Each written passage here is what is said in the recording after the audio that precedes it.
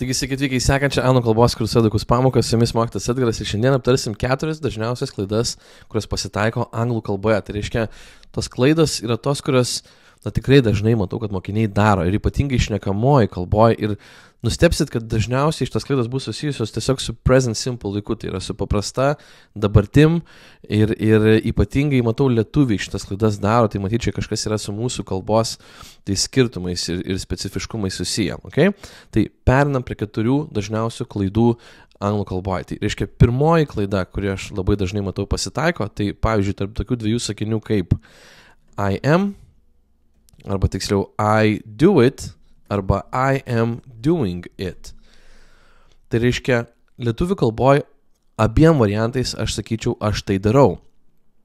Tik tai šiuo atveju tai reikštų rutiniškai, esamuoju laiku, o šiuo atveju reikštų, kad aš tai darau šiuo momentu.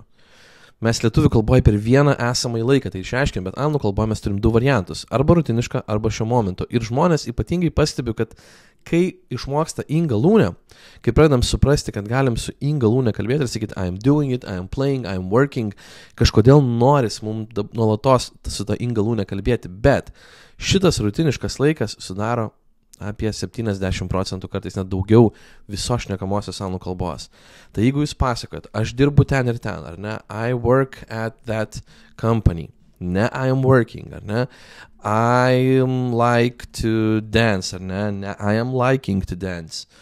Viską išlaikom šitam rutiniškam laike, kuris, tiesiog nurodo, kad veiksmas vyksta pasikartojančiai, kad yra rutina mūsų gyvenimo, kad mes šokame, einam į darbą, turim kažką, tai patinka mums kažkas, tai visą tai išreiškiam per present simple laiką. Aišku, kartas nuo karto kažką reikės pasakyti, kad šiuo momentu darau, ar ne, net ypatingai jeigu klausimą, pavyzdžiui, sakysim, ar ne, aš sakysiu, pavyzdžiui, what do you do, ką tu darai, tai čia reiškia, ką tu veiki gyvenime rutiniškai, arba what are you doing, tai aš klausiu, ką tu dabar čia šiuo momentu darai. Daug žmogų kažką darant ir klausiu, o ką tu čia darai? Tai va čia yra šitas klausimas, čia yra testinis, present continuous. Bet paprastai mes didžiąją dalim, kaip sakau, kalbam rutiniškais sakiniais. Netgi dabar tai, ką aš sakau, ar ne, va dabar sakau, tai I am saying. Bet apskritai mes kalbame, we talk, ar ne, we are talking, we talk, nes mes kalbame bendraja prasme, okay? Tai pabandykit pastebėti, kad dažnai didžioji dalis sakinių, kurios mes sakom, yra rutiniški ir dėl to išlaikykim tą rutinišką laiką kaip dažniausia, ar ne, nes jisai mums labiausiai reikalingas ir yra. Tai pirmoji klaida, matau tiesiog maišymą tarp present simple ir present continuous laikų. Paprasta klaida, galima tikrai lengvai ją ištaisyti. Dabar antra klaida, kurią pastebiu, tai yra tai, kad tam pačiam present simple laike, nors tai tam tikrą prasme galioja ir kitose laikuose, mes darom tokius, pavyzdžiui, sakinius kaip I don't can, arba do you are, tarkim. Mes pamirštam, kad yra 2 išimtis esamajam laikė. Tai reiškia veiksmažodis to be ir veiksmažodis to be able to. Tai yra galėti ir būti. Ir jie veikia truputėlį kitaip negu visi kiti veiksmažodžiai. Tai reiškia, jeigu aš sakau, tarkim, you are, tu esi, klausimas yra are you ir neiginys yra you are not. Tada galėti, aš sakau you can yra visiems ta pati forma, ar ne, can you ir you can not. Tai reiškia, čia struktūra labai panašiai išlaikoma yra, bet visi kiti veiksmažodžiai, tai reiškia, paimsiu savo mėgstamą, ar ne, veiksmažodį to play, ar ne, žaisti. Tai aš sakau you play, bet klausime aš nesakau play you, nekeičiu vietom, ar ne, kaip kad čia keičiau, nesakau do you play. Ir sakau you do not, arba, kam patinka apjungti, don't play. Tai galioja visiems veiksmažodžiams, išskyrus šituos 2. Ir aišku, kitas 2 formas būti veiksmažodžiu, tai yra am ir is, priklausomai nuo asmens. Tai dėl to tokių sakinių kaip I don't can ir do you are negali būti. Tiesiog bus are you, arba, tarkim, do you play. Tai dėl to do ir does, prie kurio mes taip pat irgi dar prieisime, negali būti kartu viename sakinyje, nedraugauja kartu su am, is, are, can. Ar ne? Viename gramatiniam sakinyje kartu negali būti, nes tai tiesiog čia yra 2 išimtis, ar ne? O visiems kitiem veiksmažodžiam galioja do, does. Aišku, gali būti vienas sakinys, jeigu įsijungtas per kablelį, tai bus 2 sakiniai, pavyzdžiui, I am happy ir, tarkim, I don't, tarkim, but I don't like it. Aš laimingas, bet man tai nepatinka. Tai tada tai yra 2 atskiri sakiniai per kablelį sujungti, yra 2 gramatiniai centrai, yra aš esu ir man nepatinka, tiksliau aš nemėgstu, ar ne? Tai taip gali būti, bet nebus viename gramatiniam junginy. Okay? Tai antroji klaida, kurią dažnai girdžiu darant, ar ne, tai tą irgi reikėtų truputėlį pasikartoti, pabandyti pagauti ir suprasti. Tada trečioji klaida, tai yra trečias asmuo vienaskaita. Tai čia reikia 2 dalykus atsiminti. Ir ypatingai čia, kol kas kalbam, kaip matot, kadangi tai dažniausias laikas, kalbam apie esamąjį laiką kol kas tik tai. Tai jeigu aš sakau, pavyzdžiui, I play, you play, ar ne? Bet she plays. Reiškia, trečiam asmeniui tik vienaskaitai atsiranda S raidė. Ir 3 veiksmažodžiai pasikeičia pilnai. Tai do pavirsta į does, have pavirsta į has ir go pavirsta į goes. Bet ką svarbu yra atsiminti, kad tai galioja tik teiginy. Nes, žiūrėkit, kaip gaunasi. Jeigu aš sakau, pavyzdžiui, I play ir aš sakau I don't play, ar ne? Sakau you don't play. Bet sakau she doesn't play. Reiškia, kadangi aš jau turiu vietoj do does, jau mano play grįžta į formą be S raidės. Nes taisyklė tokia, kad keičiu tik vieną veiksmažodį. Tai kadangi aš jau turiu do, kuris pavirto į does, tai reiškia does not, man nebereikia S galūnės čia. Ir jeigu aš turiu klausimą, sakau, do I play, ar ne? Tada sakau, do you play? Taip. Kaip čia sakysiu? Does she play, ar ne? Does she play. Reiškia, aš turiu does, dėl to man jau nebereikia S galūnės. O dažnai girdžiu žmonės, jeigu ir atsimena, kad teiginiai reikia S raidės, tai tada jie klausimą ir neiginiai palieka. Ir sako, does she plays, arba she doesn't plays. Nope. She doesn't play. Does she play. Nereikia S raidės, ar ne?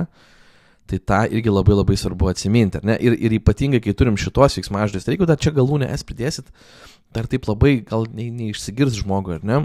Bet jeigu mes turim go arba goes, tai ką mes tada darom? Aš sakau she goes, ar ne? Bet she doesn't go, o ne doesn't goes. O čia jau labai aiškiai girdis klaida šitą vietą, ar ne? Tai būtinai grįžkit į pirmąją paprastą formą be S raidės arba, na, tarkim, be papildomų tų raidžių čia, jeigu tai yra 3 išskirtiniai dalykai. Ir tiesiog naudokit taip, ar ne? Nesakykit she doesn't goes arba klausime nesakykite does she goes. Ar ne? No. Does she go? Tiesiog does she go. Okay? Does she go. Nice. Tai tokia mūsų yra trečioji klaida. Tai taisyklingai naudoti trečiai asmenį vienaskaitą. Ir ypatingai šnekamoje kalboje labai dažnai tai pastebiu. Ir ketvirtoji klaida yra ta, kuri galioja visiems laikams, bet vėlgi, kadangi present simple mes naudojam daugiausiai, tai dažniausiai present simple aš tą klaidą ir pastebiu, kalbėdamas su mokiniais. Tai klaida yra labai paprasta. Demonstruoju, kaip tai atrodo. Tai reiškia, mes turime pavyzdžiui, tokį sakinį. Tarkim, tau patinka obuoliai. Ar ne? Tai angliškai aš nesakysiu tau patinka, aš sakysiu, kad tu mėgsti, ar ne? Tai you like, ar ne? You like, padarysiu tarpus didesnius, kad suprasimėt, kaip dėliojasi. You like apples. Tai dabar, jeigu aš noriu padaryti klausimą, taip vadinamą taip arba ne klausimą, lietuvių kalboj viskas, ką aš darau, tai yra tiesiog dedu ar žodelį. Ir gaunu klausimą. Sutiksit, ar ne? Kad ar tau patinka obuoliai? Tiesiog paėmiau teiginį, prilipinau ar ir turiu klausimą. Dabar, kai mes turim anglų kalbą, ar klausimai susidaro skirtingose laikuose. Tai pavyzdžiui, esamajam laike aš tiesiog do turėsiu, do you like apples, ar ne? Ir turėsiu ar klausimą. Bet jeigu, pavyzdžiui, tai bus su veiksmažodžiu būti, kaip kad turėjom čia viršui, ar ne? Tai sakysiu you are, ar ne? Bet mano klausimas bus are you. Ir visose laikuose yra skirtingų variantų. Pavyzdžiui, esamasis laikas net 6 variantus turi, kaip pradėti klausimą, ar ne? Aš galiu pradėti do you, galiu pradėti does she, ar ne? Galiu pradėti am I, galiu pradėti are you, galiu pradėti is she, nu čia gali būti ir he ir it būti, ir can I, can you ir taip toliau. Tai net 6 skirtingi būdai pradėti yra klausimą ar. Beje, jeigu šitas dalykas yra problematiškas, komentare ir aprašyme rasit nuorodą. Esu sukūręs tokį specifinį įrankį, kuris padarytas už labai prieinamą kainą, tiesiog tokia kaip paruoštukė, kurią galite naudoti ir sėkmingai mokintis tas pradžias klausimų, nes tai labai svarbu yra. Bet jeigu grįžtant prie pačių klausimų sudarimo, tai kai sudarinėjom ar klausimą, tai čia yra tik viena problemos dalis. Nes lietuvių kalboje, jeigu aš dabar, pavyzdžiui, noriu pasakyti, o kodėl tau patinka obuoliai, tai aš naikinu ar žodį ir sakau, kodėl tau patinka obuoliai. Aš nesakau, kodėl ar tau patinka obuoliai. Bet iš esmės aš būtent tai darau anglų kalboje. Nes aš negaliu tiesiog paimti ir čia prilipinti why ir sakyti why you like apples. Nes tai bus tiesiog teiginys su why priekyje. Aš galiu sakyti, pavyzdžiui, jis paklausė manęs, kodėl man patinka obuoliai, tai taip galiu sakyti, he asked me why, tai čia bus I like apples, ar ne? Bet čia teiginys, čia ne klausimas. Klausimas yra čia ir prie pilno ar klausimo tik tai aš galiu lipinti why žodelį, taip tokį kaip kodėl.